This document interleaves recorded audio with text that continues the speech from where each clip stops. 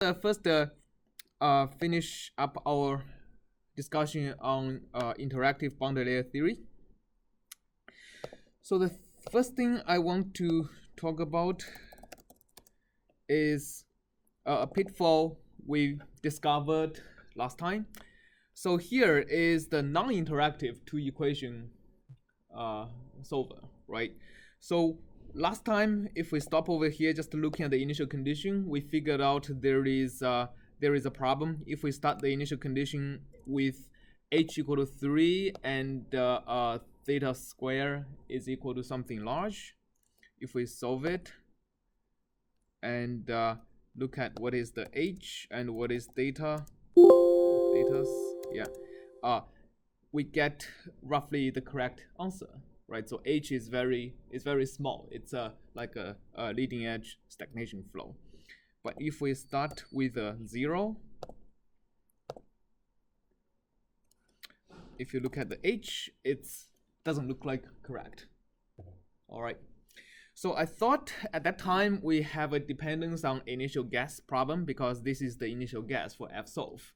It uses an algorithm very similar to Newton's solver.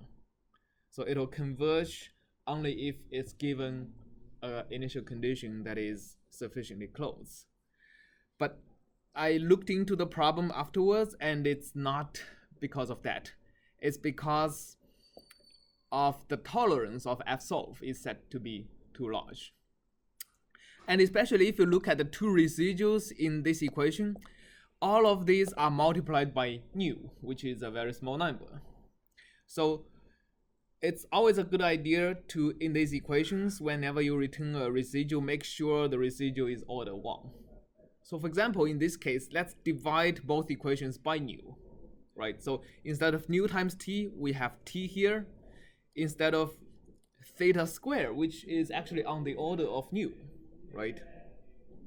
So theta square is on the order of nu. So we divide any theta square by nu, and here we have theta square divided by nu here. And the second equation, the same thing. We remove all of this multiplied by nu, and whenever we have theta square, we divide by nu. Here another theta square divided by nu. All right.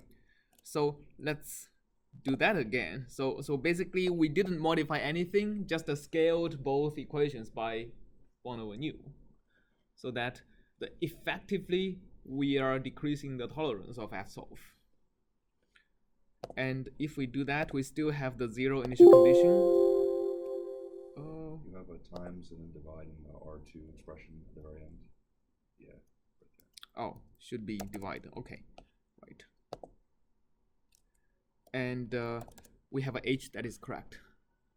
All right, so that fixes the problem. And if we stop and keep running this,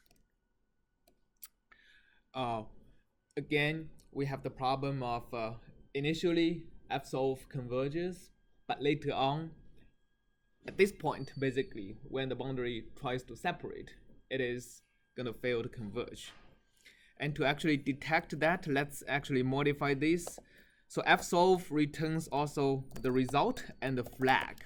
So the result is basically the iterations involved, it's a structure, so we don't care about that. But let's look at flag.